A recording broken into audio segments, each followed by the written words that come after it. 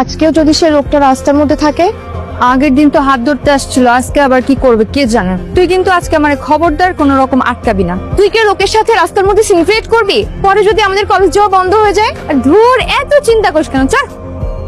নয় না, কলেজ তো আর পলাই যাবো না, দাঁড়াও আমার সাথে একটু কথা কয়ে যাও। অনেক দেরি হয়ে গেছে, যাইতে হবে চাচা। আরে দেরি হলে কি আমার সাথে একটু গল্প সল্প করা যাবে না?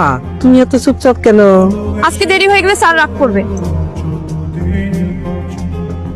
এখন কাজে কি হবে বল? তুই তখন বললাম যে চেয়ারম্যান চাচার কাছে যাই, যায় নালিশ দেখ, কিন্তু তাও শুনলি না, আমারে জোর করে নিয়ে আসলি। এখন এরকম করতেছিস কেন?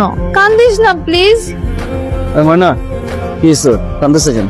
আমরা দুইজন আছি মহাযন্ত্রণা। খারাপ একটা লোক আছে না আমাদের এলাকার, জাহাঙ্গীর নাম। সারাক্ষণ আমরা খালি কলেজে যখন যাই, ঢোকার সময়ও বের হওয়ার সময়ও আমাদের দুইজনকে ফলো করে।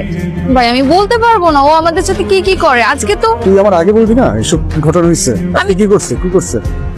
কাঁধে হাত দিছে। আমি চেয়ারম্যান চাচারে বলতে চাইছিলাম, ও আমারে বলতে দেয় নাই।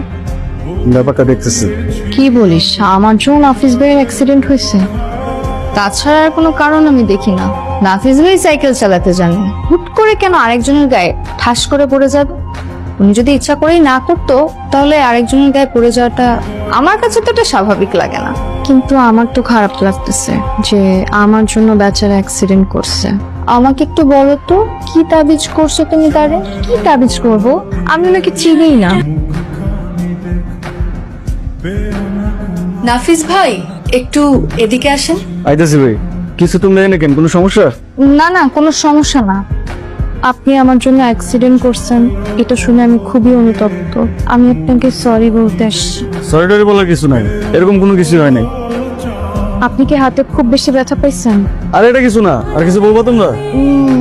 হ্যাঁ সোহানা, বাবা।